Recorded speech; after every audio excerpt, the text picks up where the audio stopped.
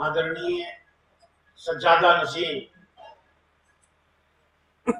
दाई इस्लाम शेख अबू सईद एहसानुल्लाह मोहम्मदी साहब, मंच पर उपस्थित अन्य आदरणीय विद्वान और सैयद सलामा के मेरे भाई, आज ये पीस एंड हार्मनी कॉन्फ्रेंस, शांति और एकता का जो ये संदेश दिया जा रहा है, इसके लिए मैं ये कहना चाहता हूं कि आज पूरी दुनिया में सबसे बड़ा झूठ बोला जा रहा है। इस्लाम को आतंकवाद से जोड़ा जा रहा है, इस्लाम को लड़ाई झगड़े दंगा फसाद से जोड़ा जा रहा है। इससे बड़ा असत्य और कुछ नहीं हो सकता। हमारे देश में आज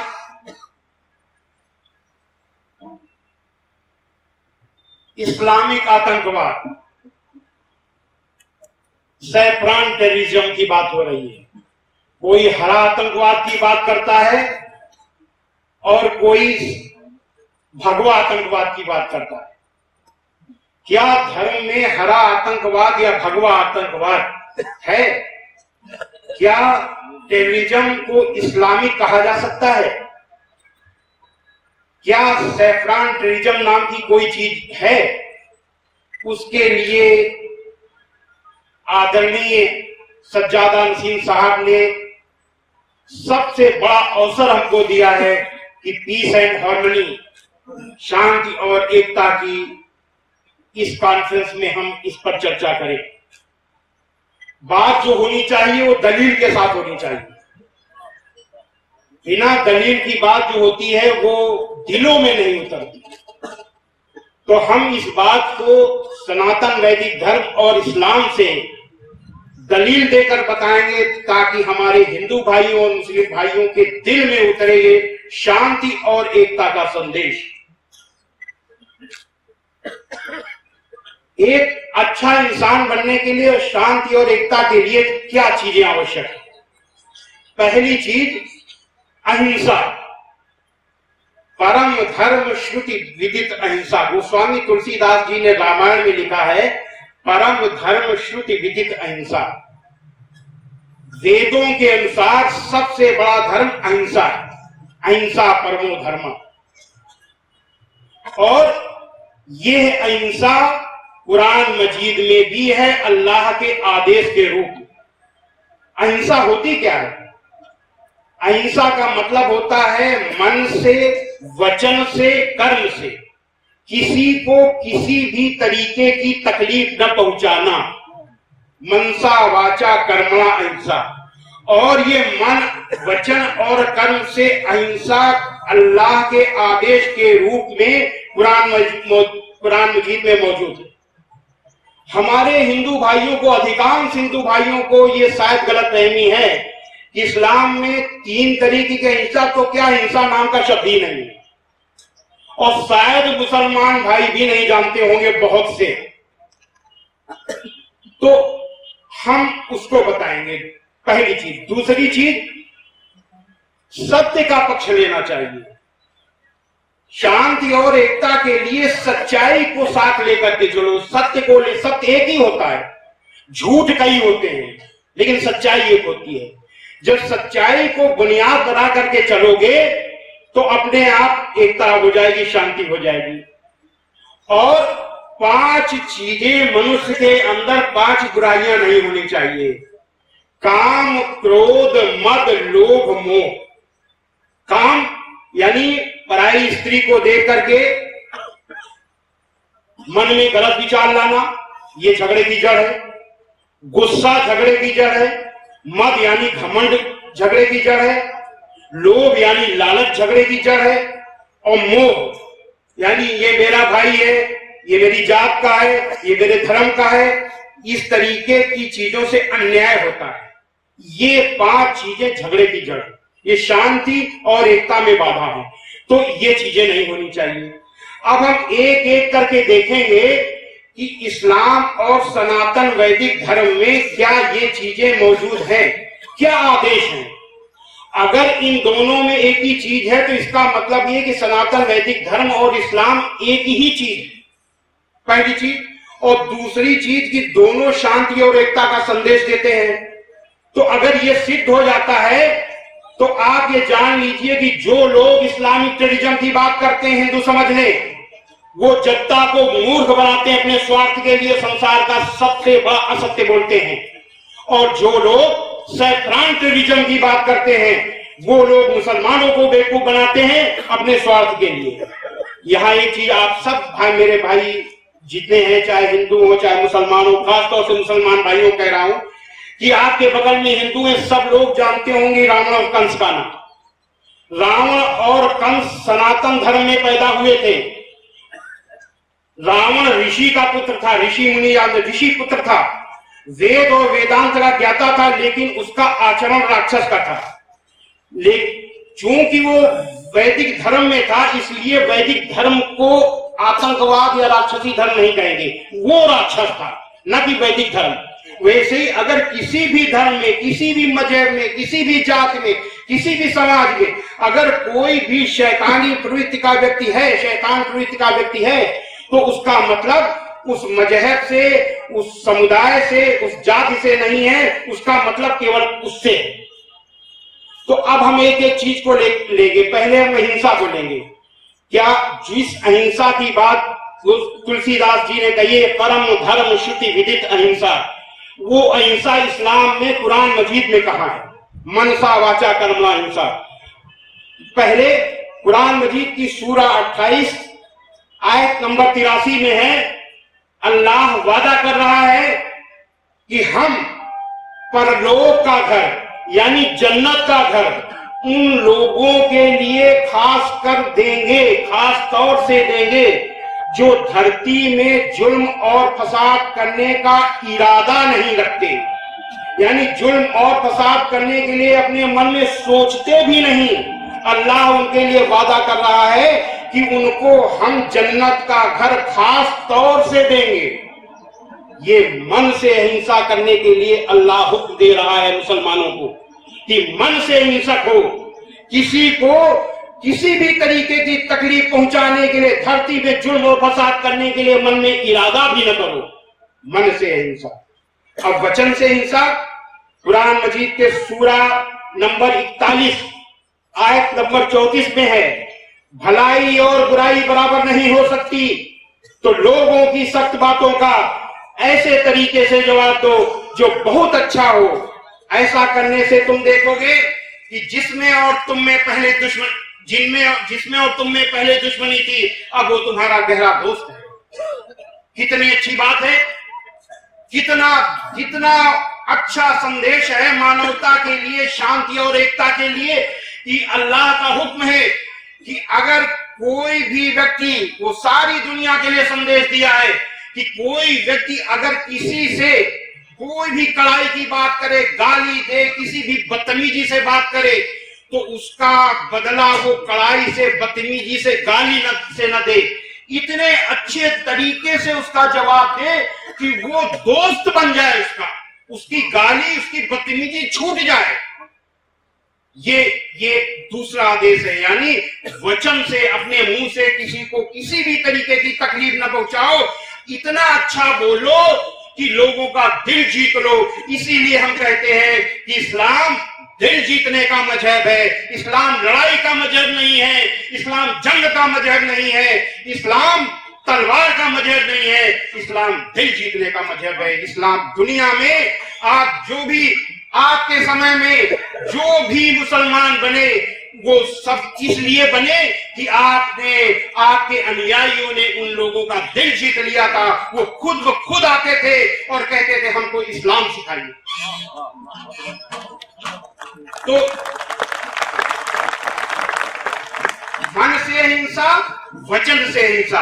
अब कर्म से हिंसा कुरान मजीद के सूरा 5 आयत नंबर 32 में है कि जिस किसी ने एक निर्दोष का कत्ल कर दिया, तो मानो उसने सारे इंसानों का कत्ल कर दिया, और जिस किसी ने एक निर्दोष को बचाया तो मानो उसने सारे इंसानों को जीवन दे दिया। दुनिया में इससे अच्छा कोई उदाहरण है? दुनिया में किसी धर्म ने यह कहा है कि एक निर्दोष इंसान को कत्ल कर देने का मतलब पूरी दुनिया के सारे इंसानों का कत्ल कर देना? किसी ने कहा है? इस्लाम ने कहा है। और ऐसे इस्लाम को आतंकवाद से कैसे जोड़ा जा सकता है? और अगर इस तरीके का कोई मुसलमान है, कोई मुसलमान किसी निर्दोष की हत्या कर रहा है, तो वो नाम का मुसलमान है, अल्लाह की नजर में वो इस्लाम से खारिज है, क्योंकि अल्लाह के हुक्म के खिलाफ काम कर रहा है। अल्लाह ऐसे व्यक्ति को जन्नत में नहीं जहन्नुम में भेजेगा। ये मैं नहीं कह रहा, ये अल्लाह का हुक्म कह रहा। मैं अपनी तरफ से कुछ नहीं कह रहा। मैं जो कुछ कहूंगा कुरान मजीद से कहूंगा, हदीस यानी आपकी कथनी से कहूंगा,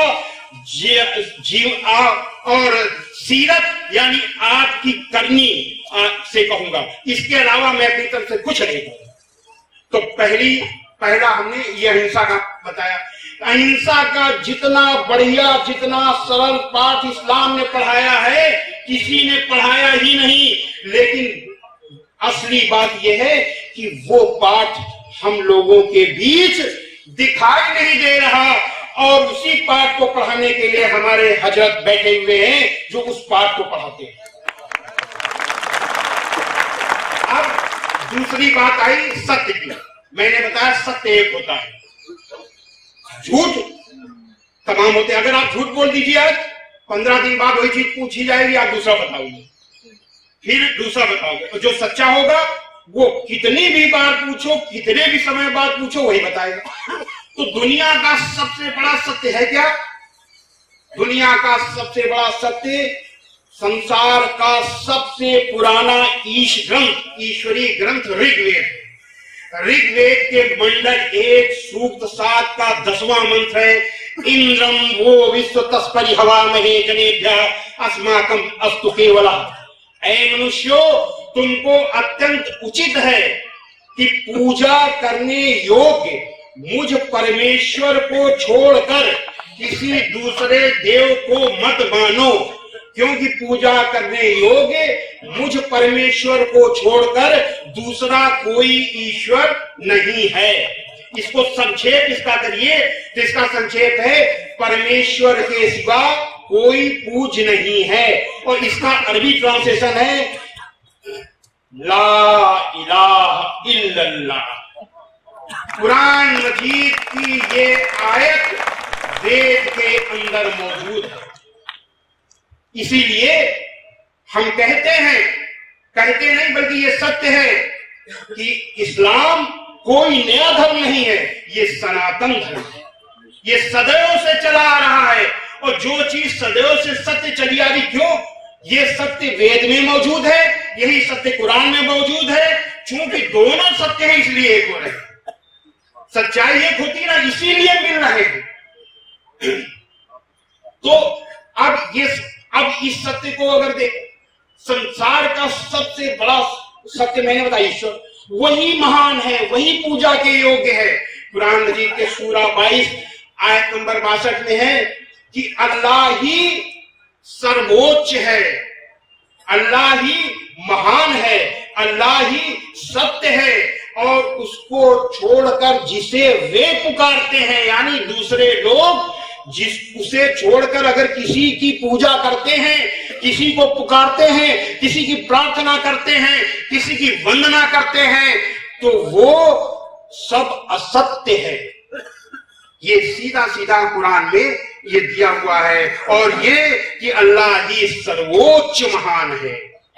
अब उसकी अगर महानता देखनी हो तो उसकी कसौटी भी कुरान में मौजूद है। अगर अल्लाह की महानता देखनी है तो उसकी इतनी अच्छी कसौटी मौजूद है कि अभी आप सब लोग मान जाएंगे, सारे नास्तिक व्यक्ति भी मान जाए कि अल्लाह ईश्वर सर्वोच्च है, ईश्वर महान है। उस कसौटी पे, वो कसौटी क्या है? सूरा 3 आयत नंबर 191 में दी हुई है कसौटी। वो कसौटी है कि जो लोग खड़े और बैठे और लेटे अल्लाह को, ईश्वर को याद करते हैं और जमीनों और आसमानों की रचना ये कैसे बना है इस पर विचार करते हैं, तो वो अपने आप बोल उठते हैं कि ऐ मेरे पालनहार, तूने इस सब को व्यर्थ नहीं बनाया, तू ही सबसे महान है, तू ही मुझे अंतिम दिन के कष्टों से बचा। क्या कहा कि ब्रह्मांड की रचना पर गौर करो।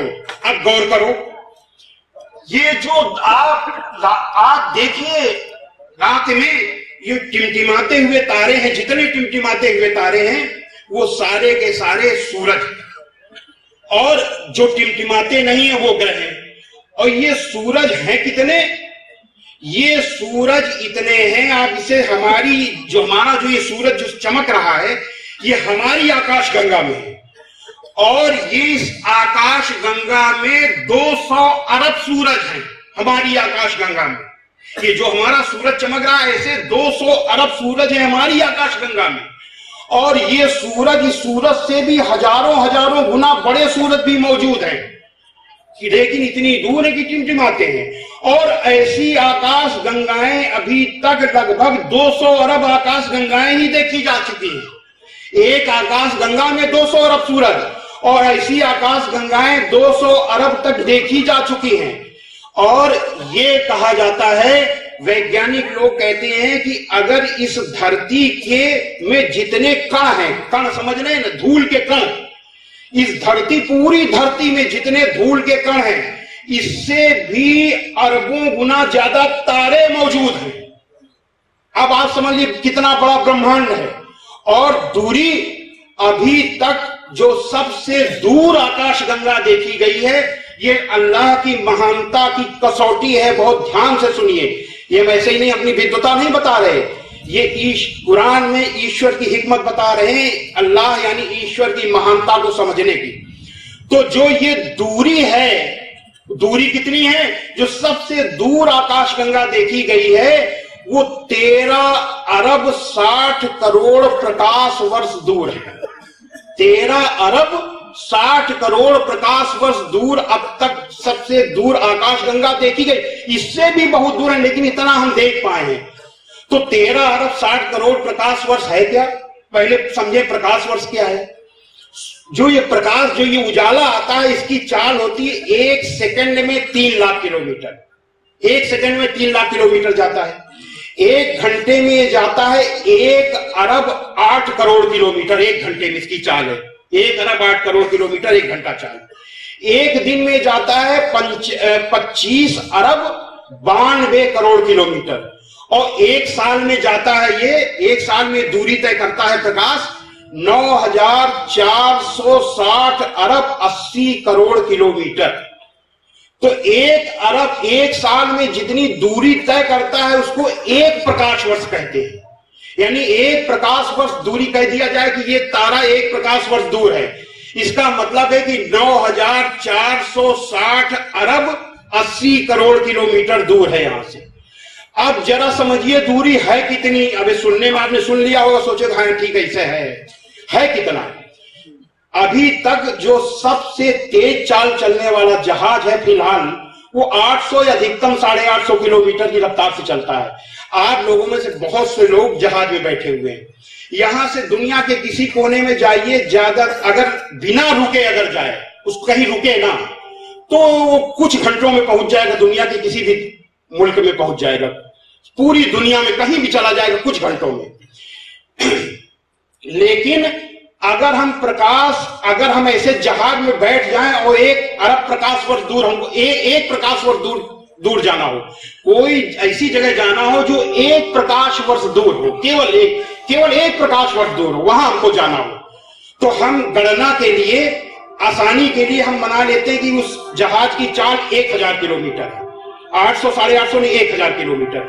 1000 किलोमीटर की चाल से चलने वाले जहाज में हम बैठे और लगातार चलते रहे तो 1 प्रकाश वर्ष दूरी चलने में हमको 10,80,000 साल लगे। लगातार चलते रहे 1000 जहाज में बैठ के तो 10,80,000 साल बाद 1 प्रकाश वर्ष में पहुंचेंगे। और ये दूर हमने बताया क्या कि 13 अरब 60 करोड़ प्रकाश वर्ष दूर आकाश गंगा देखी गई है। कितना अनंत ब्रह्मांड है, कितने अनंत सूरज हैं कि हमने बताया कि पृथ्वी के सारे कणों से भी अरबों गुना सूरज है और हमारे सूरज का एक ग्रह है पृथ्वी। तो इस अनंत ब्रह्मांड में हमारी पृथ्वी का अस्तित्व शून्य की तरह है, बिल्कुल शून्य की तरह है। और उस पृथ्वी में हम, इतनी बड़ी पृथ्वी में हमारा क्या अस्तित्व है? तो एक इंसान का अस्तित्व इस ब्रह्मांड में शून्य से भी कम है। शून्य से कम कोई चीज नहीं हो सकती, शून्य है। तो ऐसा व्यक्ति, कोई भी व्यक्ति अपने को भगवान कैसे कह सकता है? इस पृथ्वी में रहने वाला व्यक्ति कैसे कह सकता है कि मैं भगवान हूं, मैं ईश्वर हूं? सीधी सीधी बात है।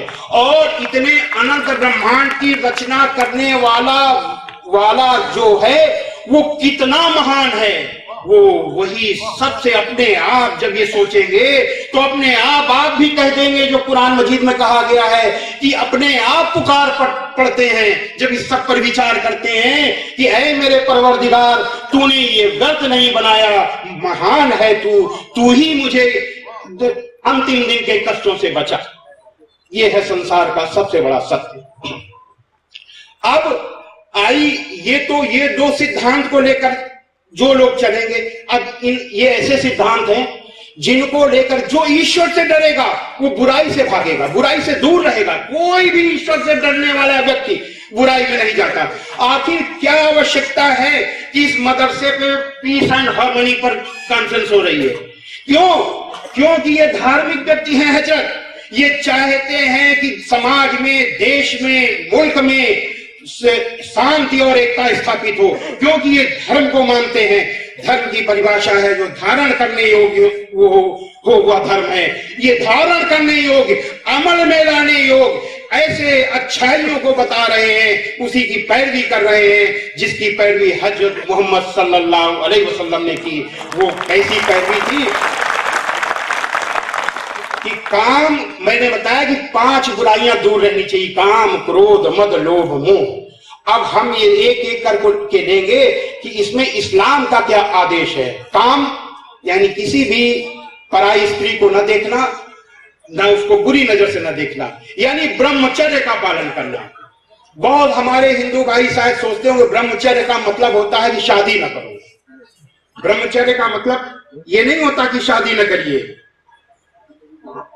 ब्रह्मचर्य का मतलब होता है कि अपनी पत्नी, अपनी बीवी को छोड़कर किसी दूसरी महिला, किसी दूसरी लड़की को अपनी मां, बहन, बेटी समझना, यह है ब्रह्मचर्य। और अगर लोग शादी न करें, शादी करना अगर ब्रह्मचर्य का मतलब शादी न करना हो, अगर शादी न करें तो क्या हो? ये सृष्टि खत्म हो जाए। ये लोग, न तो पशु पक्षी, ये सारे के सारे लोग ये ईश्वर द्वारा दी हुई चीज का पालन करते हैं। हम शादी करें, बच्चे पैदा करें, तभी तो ईश्वर की ये सब सृष्टि पैदा होगी। लेकिन अपनी पत्नी को ही हम अपनी पत्नी समझें, उसी को देखें, बाकी सारी महिलाओं को अपनी मां, बहन, बेटी समझें। अब कुरान में हुक्म क्या है, ये हम जबानी बात नहीं करेंगे, हम आदेश, हम जो भी बात करेंगे दलील से करेंगे। कुरान मजीद के सूरा 24 आयत नंबर 30 में इस मामले में जितना अच्छा आदेश दिया गया दुनिया में कहीं मिला ही नहीं। क्या आदेश है? ऐ मोहम्मद, मोमिनों से कह दो कि वे अपनी निगाहें नीची रखा करें और अपनी शर्मगाहों की हिफाजत करें। दुनिया में के किस मजहब में लिखा हुआ है कि पराई औरत को देख करके मर्द निगाहें नीची कर ले? कहां लिखा हुआ है? अभी तक लोगों ने यही सुना होगा, गैर मुस्लिमों ने, कि औरत को पराए मर्द को देखकर निगाह नीची रखनी चाहिए। लेकिन यहां क्या दिया हुआ है? औरत ही नहीं, मर्द को भी चाहिए कि पराई औरत अगर दिखाई दे तो अपनी निगाहें नीची रखे और अपनी शर्मगाहों की बात करे, यानी मर्यादा में रहे, मन में कोई भी गंदा विचार मत लाए। ये है कुरान का ब्रह्मचर्य। ये सूरा 24 आयत नंबर 30। काम दूसरा क्रोध, जब बुराई की जड़ क्रोध है। और हमने अपने सनातन वैदिक धर्म के हिसाब से हम बता रहे हैं कि यह माना जाता है कि जिस व्यक्ति ने क्रोध को जीत लिया वो संसार का सबसे अच्छा व्यक्ति हो गया। और ये क्रोध को जीतना आसान काम नहीं, बहुत मुश्किल काम है। लेकिन कुरान मजीद ने तो इसका इतना सरल तरीका बताया है, इतना आसान तरीका बताया है कि कहीं है ही नहीं। वो आसान तरीका क्या है? अगर गुस्सा आए तो माफ कर दो। जब आप माफ कर दो तो गुस्सा खत्म। कुरान मजीद के सूरा 3 आयत नंबर 134 में है, जो लोग तंगी और खुशहाली की हर हालत में अच्छे काम के लिए खर्च करते हैं और गुस्से को रोकते हैं और लोगों की गलतियों को माफ करते हैं, तो ऐसे लोगों को अल्लाह पसंद करता है जो ऐसे अच्छे से अच्छा काम करते हैं। इसको अच्छे से अच्छा काम कुरान ने कहा है। और जो दूसरों की गलतियों को माफ करते हैं, यानी गुस्से को रोक लेते हैं, माफी दे देते हैं, उनको अल्लाह पसंद करता है। और अल्लाह ने अपने पैगंबर को क्या हुक्म दिया? सूरा 7 आयत नंबर 199 में, ऐ मोहम्मद माफी का तरीका अपनाओ और अज्ञानियों से किनारा कर लो और भलाई का हुक्म देते हो। सीधा सीधा अपने पैगंबर को ही कहा कि आप क्या करिए, आप माफी का तरीका अपनाइए। इसीलिए हजरत मोहम्मद सल्लल्लाहु अलैहि वसल्लम एक ही शब्द जानते थे, माफी, माफी और माफी। एक शख्स थे अबू सुफियान, आपके खिलाफ जितनी भी लड़ाइयां हुई, मक्का में जब आप थे तो मक्का में 13 साल तक आपके रास्ते पर तरह तरह के रोड़े बिछाए गए, तरह तरह से आपको सताया गया। यहां पर हम एक चीज बता दें आपको, अभी हमने अहिंसा की बात की थी, तो अहिंसा की बात में जो हमारे गैर मुस्लिम हैं वो सोचेंगे स्वामी जी अहिंसा की बात कर गए लेकिन जिहाद को खा गए। आखिर जिहाद क्या? जिहाद को छिपा गए। तो अब हम बता दें इसी में कि जिहाद है क्या। अभी कुरान की मजीद की आयत आई कि ऐ मोहम्मद माफी का तरीका अपनाओ और अज्ञानियों से किनारा कर लो और भलाई का हुक्म देते रहो। तो अज्ञानियों से किनारा कैसे किया? जब हजरत मोहम्मद सल्लल्लाहु अलैहि वसल्लम मक्का में सत्य का, दुनिया के सबसे बड़े सत्य का, सार्वभौमिक सत्य, यूनिवर्सल ट्रुथ का संदेश दे रहे थे, ला इलाहा इल्लल्लाह। तो इस सत्य को अरब के निवासी समझ नहीं पाए, मक्का के निवासी समझ नहीं पाए, आप ही के खानदान कुरैश के लोग समझ में नहीं पाए। क्यों नहीं समझ पाए? कि कुरैश को अपनी ताकत, अपने पैसे का घमंड था, और जो घमंड होता है वो इतना खराब होता है कि विवेक को नष्ट कर देता है। और जब विवेक खत्म हो जाता है तो व्यक्ति सच्चा, सत्य क्या है, असत्य क्या है, अच्छा क्या है, बुरा क्या है, इसमें भेद नहीं कर पाता और वो भटक जाता है। तो इस विवेक को नष्ट हो जाने की वजह से मक्का के कुरैश आपके द्वारा बताए हुए दुनिया के सबसे बड़े सत्य को समझ नहीं पाए, आपके विरोधी हो गए, आपके दुश्मन बन गए, आपको तरह तरह से सताया गया, आपको की जान लेने की कोशिश की गई, आपके अनुयायियों को भूखा प्यासा अरब की तपती रेत पर लिटाया गया। और ये भयानक अत्याचार 1 साल 2 साल 3 साल नहीं, लगातार 13 सालों तक चलता रहा। लेकिन धन्य है हजरत मोहम्मद सल्लल्लाहु अलैहि वसल्लम, जिन्होंने अपने अनुयायियों को आदेश दिया कि सब्र करो, सब्र करने वालों के साथ अल्लाह है। क्योंकि और आप अज्ञानियों से आपने किनारा कर लिया, अल्लाह के हुक्म का पालन किया, मक्का से मदीना चले गए, आपके अनुयायी भी मदीना चले गए, लेकिन शैतान तो शैतान, उसने वहां भी आपका पीछा नहीं छोड़ा। आपने सुलह हुदैबिया किया, आप उनकी शर्तों पर किया, लेकिन इसके बाद भी वो लोग नहीं माने, हर तरह से सताने की, युद्ध की कोशिश की गई। तो उस शांति के लिए और और सत्य को बचाने के लिए, अपनी रक्षा के लिए अल्लाह का हुक्म आया सूरा 22 आयत नंबर 39 में कि जिन मुसलमानों से खामेखा लड़ाई की जाती है उनको इजाजत है कि वे भी लड़ें, क्योंकि उनके साथ जुल्म हो रहा है। जब लड़ाई के सारे रास्ते, लड़ाई रोकने के सारे रास्ते बंद हो गए, बातचीत के सारे रास्ते बंद हो गए, कोई रास्ता नहीं बचा, तो केवल अपनी रक्षा के लिए, सत्य की रक्षा के लिए अल्लाह का हुक्म आया। ये सूरा 22 आयत 39 पे जो हमने हुक्म सुनाया। लेकिन जो धर्म होता है, जो सत्य धर्म होता है, जो ईश्वर का धर्म होता है, वो मर्यादित रहता है। युद्ध भी मर्यादित रखता है। जो मर्यादित युद्ध होता है उसी को कहा जाता है धर्म युद्ध, उसी को कहा जाता है जिहाद। इसलिए सूरा 2 आयत नंबर 190 में इस युद्ध को मर्यादित किया गया। कैसे? ये हुक्म आया सूरा 2 आयत 190 में कि जो लोग तुमसे लड़ते हैं तुम भी खुदा की राह में उनसे लड़ो, मगर जाति न करना कि खुदा जाति करने वालों को नापसंद करता है। यानी अपनी रक्षा करो, अपनी रक्षा, सत्य की रक्षा करो, लेकिन इस रक्षा करने की लड़ाई में सीमित लड़ाई हो, जरा भी अत्याचार न होने पाए।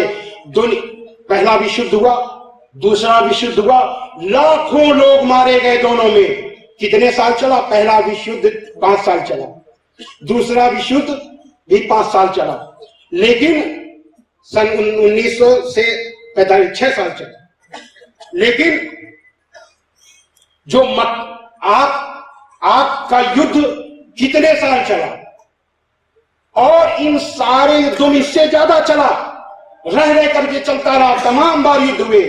लेकिन इन युद्धों में ये इतना मर्यादित युद्ध था कि दोनों तरफ से जो लोग हताहत हुए, जिन लोगों की जाने गई, वो 1000 हुए। दोनों तरफ की लड़ाई में 1000 से ज्यादा लोग नहीं मारे गए। समझ लीजिए कि कितना मर्यादित युद्ध था। क्यों? क्योंकि अल्लाह के उस हुक्म का हजरत मोहम्मद सल्लल्लाहु अलैहि वसल्लम ने पालन किया कि जो लोग तुमसे लड़ते हैं तुम भी खुदा की राह में उनसे लड़ो, मगर जाति न करना कि खुदा जाति करने वालों को नापसंद करता है। हम अपने हिंदू भाइयों को बता दें कि कुरान मजीद हजरत मोहम्मद सल्लल्लाहु अलैहि वसल्लम पे उतरने के बाद आपके दिल में उतर गई, दिल में उतरने के बाद आपके कर्मों में उतर गई। आपके एक एक काम, आपकी एक एक बात, आपकी कथनी और करनी अल्लाह के हुक्म के हिसाब से हुआ करती थी। पहले अल्लाह के हुक्म को आप अपने में धारण करते थे, तब लोगों को बताते थे, पर उपदेश कुशल बहुतेरे नहीं करते थे। पहले खुद उपदेश, फिर दूसरों के लिए उपदेश। क्रोध के बाद मद, घमंड। अब और यहां एक चीज बताने की जरूरत है कि आपने उसका कैसे अपने में ढाला। पहले अपने ऊपर गुस्से को कैसे खत्म किया कि मैंने बताया कि जो इतना सारा अत्याचार हुआ, इस अत्याचार की अगुवाई करने वाला एक शख्स था, उसका नाम था अबू सुफियान। जितनी भी आपके खिलाफ लड़ाइयां हुई, जो भी अत्याचार होते थे, उसकी अगुवाई करते थे अबू सुफियान। वो अबू सुफियान फतेह मक्का के दिन जब आपके सामने पड़े तो आपने कहा, वो थर थर कांपने लगे कि आज क्या होगा। मक्का के लोग कांप रहे थे कि आज अबू सुफियान का क्या होगा, आज मेरा क्या होगा। लेकिन हजरत मोहम्मद सल्लल्लाहु अलैहि वसल्लम ने क्या कहा कि आज अबू सुफियान को माफी, और जो अबू सुफियान के घर में दाखिल हो जाए उसे भी माफी, जो अपने घर के दरवाजे बंद कर ले उसे माफी, और जो मस्जिद में चला जाए उसे भी माफी।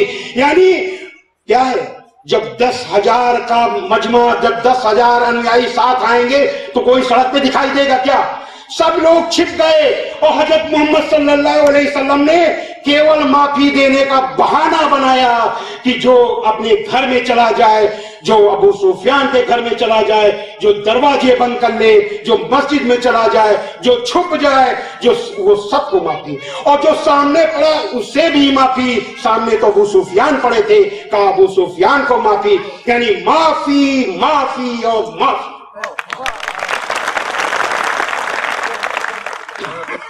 अब काम, क्रोध, मद, घमंड। घमंड को बहुत ही खराब कहा गया है इस्लाम में। कुरान में अल्लाह ने घमंड करने वाले पे तंज कसा है। कुरान मजीद के सूरा 17 आयत नंबर 37 में है कि और धरती पर अकड़ कर और तन कर मत चल कि तू जमीन को फाड़ तो नहीं डालेगा और न ऊंचा होकर पहाड़ों की चोटी तक पहुंच जाएगा। ये तंज कसा है। और ये घमंड जिसको तंज कसा है, खुद आप कैसे थे वो भी सुन लीजिए। हमारे हिंदू भाई सुने कि एक बार एक गैर मुस्लिम आपके पास आया और आने के बाद जो उसने आपके यहां मेहमान नवाजी की, आपने भोजन वोजन उसको दिया, बिस्तर दिया, वो सो गया। सोने के बाद वो खाना ज्यादा हो गया था या क्या बात हो गई, जला गया, उसका पेट खराब हो गया, उसने बिस्तर को खराब कर दिया। जब बिस्तर जैसे ही खराब हुआ उसकी नींद खुल गई, उसको बड़ा शर्म लगी उसको, और वो जो है बिस्तर छोड़ करके रातों रात बाहर चला गया, छोड़ के चला गया। काफी दूर गया, जब उसका दिमाग जब सही हुआ तो सारी तलवार तो भूल ही आए, तो तलवार लेने के लिए तलवार के मुंह में वापस लौटा। तब तक सवेरा हो गया। तो जब आपके नजदीक आया निवास मस्जिद नबवी के पास, तो उसने सुना वहां से एकदम जब पास आ गया कि कोई आपसे कह रहा है, ऐ अल्लाह के रसूल, ये जो बिस्तर की जो गंदगी है इसको आप क्यों धो रहे हैं? ये काम मुझे करने दीजिए, मैं इसको धो देता हूं। तो आपकी आवाज सुनाई दी कि नहीं, वो मेरा मेहमान था, इसलिए इस बिस्तर को मुझे धोना चाहिए। कितना बड़ा इंसान, जिसके हजारों फॉलोअर थे, जो एक इशारे पर मरने और मिटने के लिए तैयार थे, जो अल्लाह का रसूल मानते थे, जो जिसकी आज्ञा का एक एक शब्द पालन करते थे, उनके रहते हुए उसने क्या कहा कि ये वो मेरा मेहमान था, इसलिए ये काम मुझे करना चाहिए। इस एक बात ने उसको इतना प्रभावित किया उस गैर मुस्लिम को कि वो गया और जाने के बाद वो आपका अनुयायी बन गया। ये था, घमंड नाम की कोई चीज नहीं थी। और अल्लाह ने क्या कहा है कुरान मजीद में, अल्लाह का हुक्म है सूरा 25 आयत नंबर 63 में कि इंसान में घमंड नहीं, नरमी होनी चाहिए, नरम होना चाहिए। जो इंसान नरम है वही इंसान है, जो इंसान नरम नहीं है वो इंसान नहीं, मुर्दा है। कड़ाई मुर्दे की निशानी होती है। तो क्या हुक्म है सूरा 25 आयत नंबर 63 में? अल्लाह के बंदे वही हैं जो धरती पर नरमी से चलते हैं, और जब जाहिल लोग उनसे जाहिराना बातचीत करें तो कह देते हैं तुमको सलाम। अल्लाह के बंदे वही हैं जो धरती पर नरमी से चलते हैं, और जब जाहिल लोग, अज्ञानी लोग उनसे बातचीत करते हैं तो उनसे किनारा कर लेते हैं, कहते हैं तुमको सलाम। और हजरत मोहम्मद सल्लल्लाहु अलैहि वसल्लम की जैसी नरमी आज तक दुनिया में नहीं हुई। हम इसमें अक्सर बराबर बताते हैं, क्योंकि उदाहरणों से लोगों के दिल में बात समा जाती है। मैंने बताया कि पर उपदेश कुशल बहुतेरे, दूसरों को उपदेश करना आसान है, खुद में लेना मुश्किल है।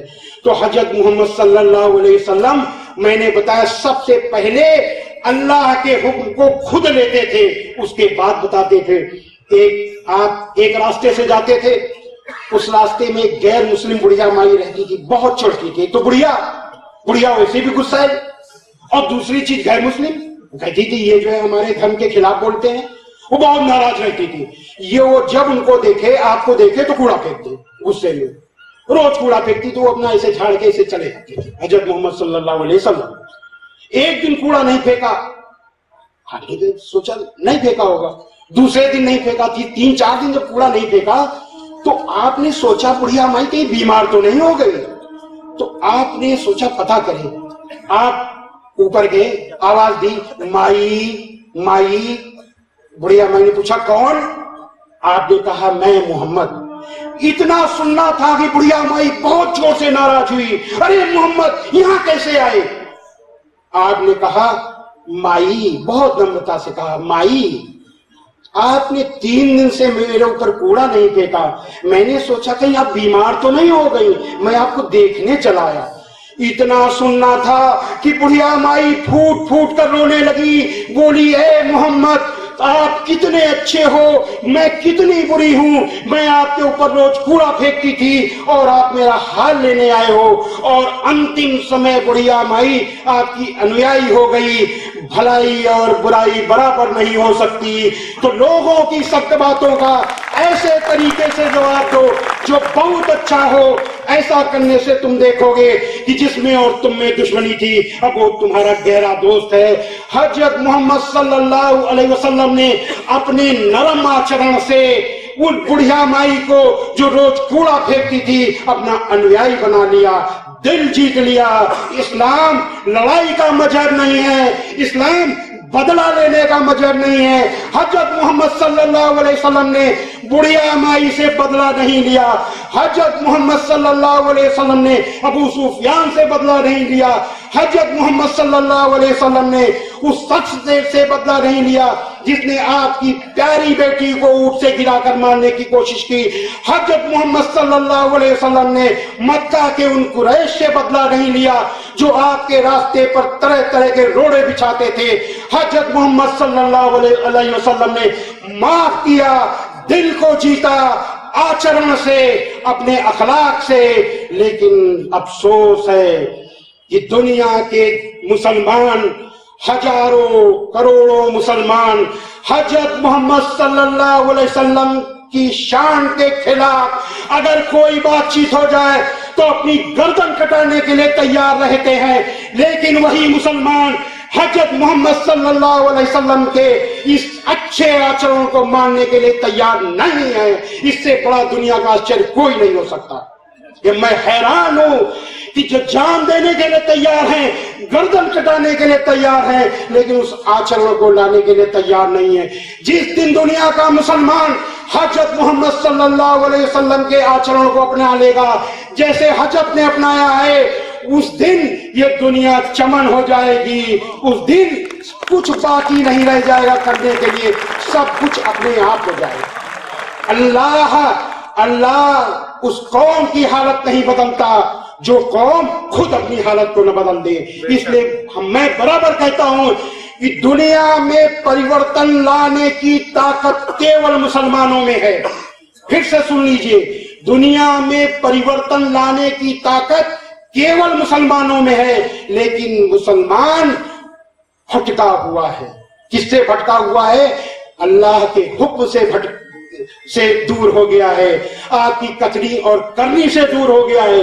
उन मक्कार लोगों के पीछे चल रहा है जो भटकाते हैं अपने स्वार्थ के लिए, सत्य को उससे दूर करके असत्य की ओर ले जाते हैं। काम, क्रोध, मद, लोभ, अब आई लालच। बहुत अच्छी बात है। अल्लाह क्या है? अल्लाह दयालु है। बड़ा कुरान मजीद में क्या है? अल्लाह बड़ा दयालु है, बड़ा कृपालु है। क्या है?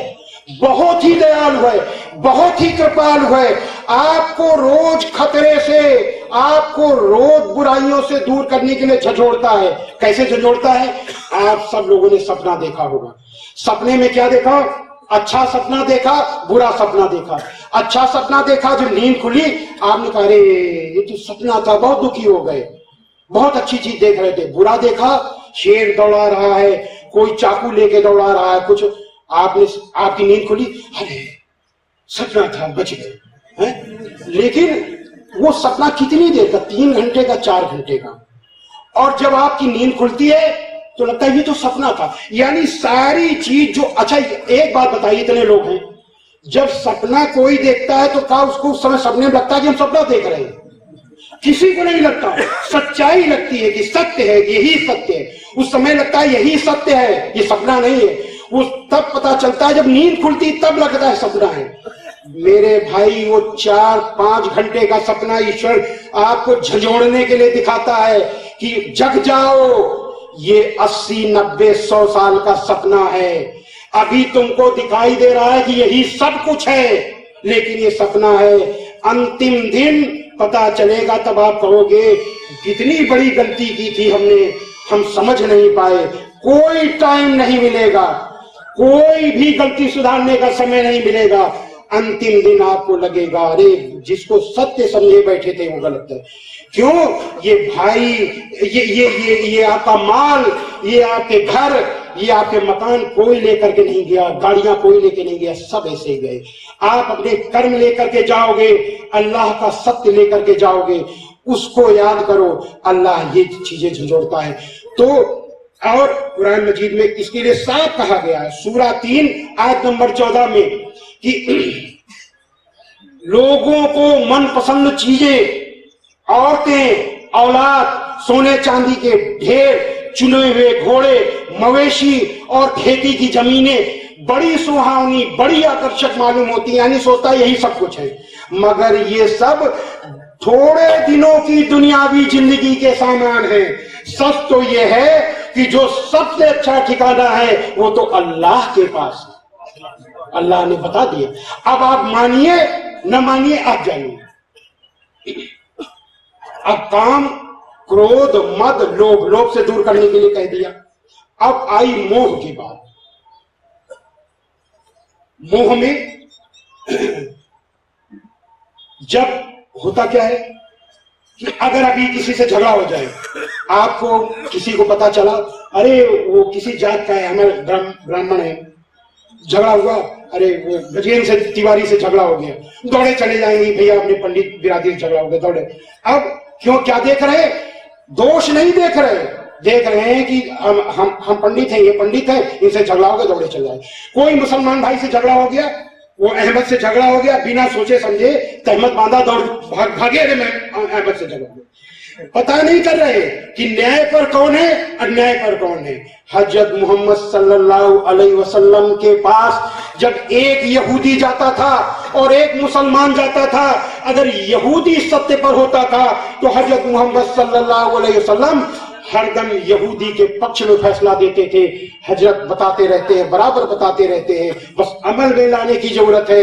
कुरान मजीद के सूरा 4 आयत नंबर 135 में अल्लाह का आदेश है कि ऐ ईमान वालो, इंसाफ पर कायम रहो और अल्लाह के लिए सच्ची गवाही दो, चाहे इसमें तुम्हारा या तुम्हारे माँ बाप या रिश्तेदारों का नुकसान ही क्यों न हो। कोई परवाह न करो, रिश्ते, अपने जात, अपने धर्म ही नहीं कहा, तुम्हारे माँ बाप या तुम्हारा या तुम्हारे माँ बाप या तुम्हारे रिश्तेदारों का नुकसान ही क्यों ना हो, लेकिन इंसाफ पे कायम रहो। जैसा कि हजरत मोहम्मद सल्लल्लाहु अलैहि वसल्लम इंसाफ पर कायम रहे। मेरे भाइयों, केवल इंसाफ की पैरोकारी करो, इस्लाम की पैरोकारी करो, कुरान की पैरोकारी करो, हजरत मोहम्मद सल्लल्लाहु अलैहि वसल्लम की कथनी और करनी की पैरोकारी करो, और किसी भी ऐसे व्यक्ति की पैरोकारी न करो जिसका नाम हिंदू हो या जिसका नाम मुसलमान हो। सत्य की पैरोकारी करो। तो अब जो इसमें एक चीज थोड़ा सा हम बताएंगे कि एक चीज रह गई, जिहाद में एक अधूरी बात रह गई, उसको बताना बहुत ही जरूरी है। जिहाद है क्या, हम हिंदू भाइयों को बताना चाहते हैं, क्योंकि जिहाद को लेकर के गैर मुस्लिम, यहाँ पर हमारे यहाँ गैर मुस्लिम हिंदू भाई है कि जिहाद है क्या। जिहाद को समझने के लिए हमको जाना पड़ेगा महाभारत की ओर। महाभारत में कौरव और पांडव थे। पांडव 5 भाई थे, कौरव 100 भाई थे। दोनों के बीच जो है जो राज्य था, कौरवों ने ठग करके उनसे राज्य छीन लिया, ठग लिया उनका राज्य। जब ठग लिया तो बातचीत हुई और ये हुआ भाई राज्य वापस कर दो।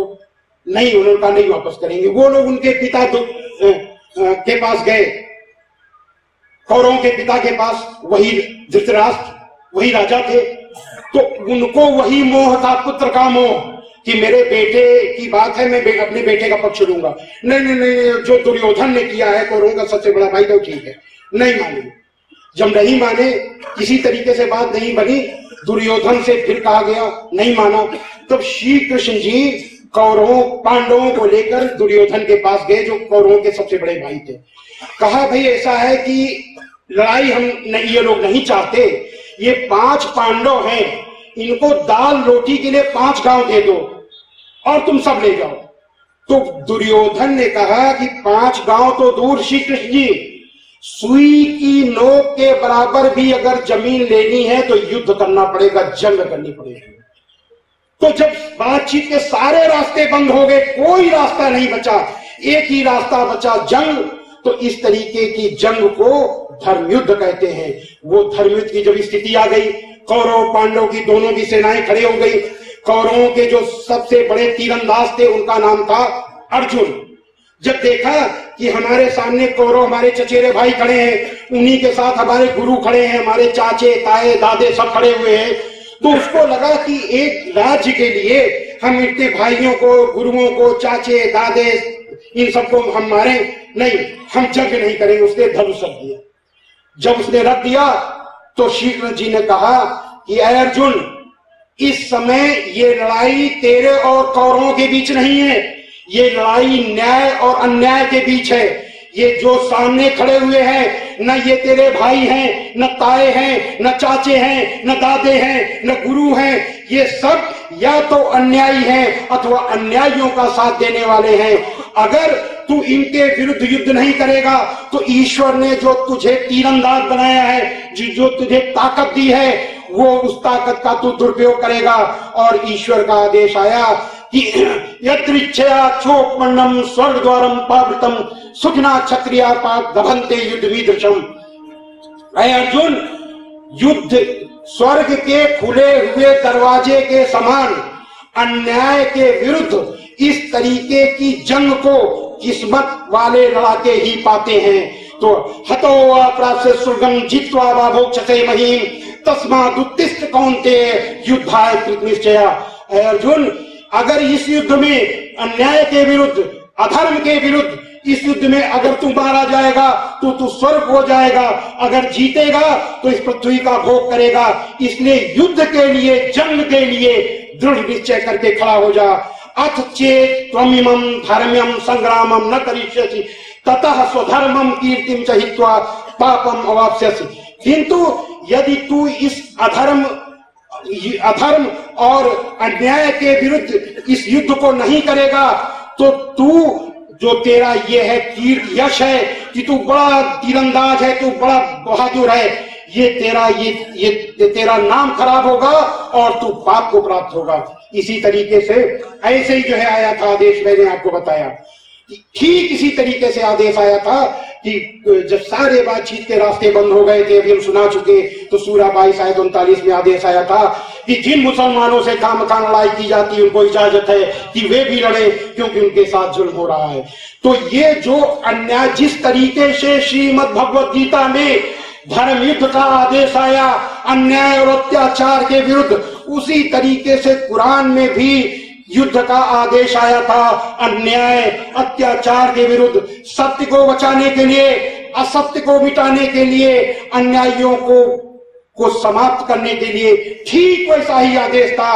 तो जब श्रीमद् भगवत गीता का आदेश ईश्वर का आदेश है और धर्म युद्ध है, धर्म है, तो वैसे ही कुरान मजीद में जिहाद भी धर्म युद्ध है, धर्म है। लेकिन मुश्किल यह है कि इसको आज तक किसी ने बताया नहीं, तुलना नहीं की, लोग भ्रम में रहते हैं। इसीलिए लोग आतंकवाद का दूसरा नाम जिहाद बता देते हैं, क्योंकि जिहाद जानते ही नहीं। इसलिए मैंने बताया कि जिहाद क्या है दोनों की तुलना की। अंत में हम आप सबसे, जो हमारे गैर मुस्लिम भाई आए हैं, जो हिंदू भाई आए हैं, उनसे प्रार्थना, उनको हम निवेदन करते हैं कि ये जो भी बातें हमने बताई हैं ये आगे जानी चाहिए, जिससे कि इस देश में लोगों के बीच शांति और एकता कायम हो। हमारे प्रधानमंत्री मोदी जी एक चीज कहते हैं कि सबका साथ सबका विकास। सबका साथ कब होगा? जब एकता होगी।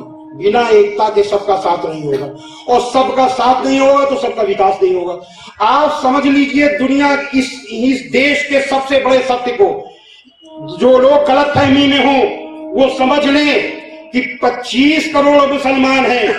25 करोड़ मुसलमान अगर हिंदुओं से लड़कर रहेंगे तो इस देश का विकास कभी नहीं हो सकता, कभी नहीं हो सकता, कभी नहीं हो सकता। और इस देश के विकास के लिए जरूरी है कि 25 करोड़ मुसलमानों के बीच, हिंदुओं के बीच शांति स्थापित हो, एकता स्थापित हो। और शांति एकता तभी आएगी जब हम हिंदू मुसलमान इस्लाम को जाने और मुसलमान सनातन वैदिक धर्म को जाने, जिससे कि धर्म के नाम पर हमको कोई भटका न सके। अंत में हम ईश्वर से प्रार्थना करते हैं कि वो हम सबको अच्छी राह दिखाए, बुरी राह से बचाए।